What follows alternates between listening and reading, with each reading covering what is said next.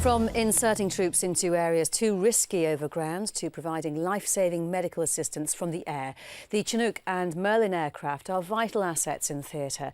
They're part of a tri-service capability, Task Force Jaguar, working out of Camp Bastion. In the third of her special reports, Julie Knox looks at the role of the two workhorses of the fleet. The Chinook's strength and awesome lift, even in this heat and altitude, is universally admired. But its appearance above Camp Bastion's met with a tinge of mixed emotion too, as comrades know the precious cargo this aircraft's tasked with transporting. The Chinook platform provides the medical emergency response team. That's a 24-hour capability, 15 minutes notice to move during the day and 30 at night. And obviously this is the key piece for bringing wounded people off the battlefield. It's vitally important. It's probably one of our most important tasks that we provide to RC Southwest. Another essential service is the delivery of manpower and stuff to the right bases. This is where the Merlins, operated by 1419 Flight, come in.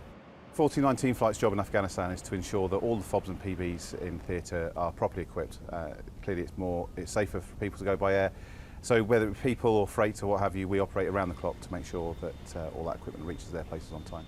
Running 7 or 8 shuttles a day or night is quite a strain on the workhorse. The biggest difficulty at the moment, obviously we could come under contact, but more so is the fact that it's so hot. I mean, we're stood here, it's probably 40 odd degrees right now. The aircraft struggles, particularly with gearboxes sort of overheating, that sort of thing. As aircrew, the guys in the back, they're stood under the refuel spot. They're taking the efflux from the engines. It can hit sort of 70 degrees, so it's almost a burning sensation. We don't just do the bus run. I mean, we're doing stuff like taking brimstone teams to defuse bombs, that sort of stuff. We do pick up, whilst not the imminently seriously injured, but we'll take the less seriously injured back to home plate and let them board a flight home. So do various bits. So yeah, the morale's pretty high. When you take a load of guys out of a FOB and they've been there for 6 months, you can hear the cheer in the back. It's when they leave that place, so it's good. For those in the cockpit, there are always plenty of worries. Bastion's as busy as London's major airports. You have to reduce weight in the aircraft, so lower passenger numbers, just to stay up in the extreme heat. The controls get sloppier too.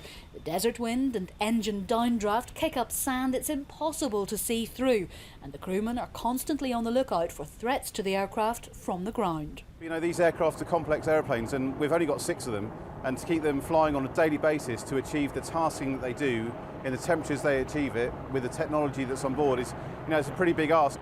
One that's being answered, commanders say, by this and the other detachments making up Task Force Jaguar. Julie Knox, Forces News, Afghanistan.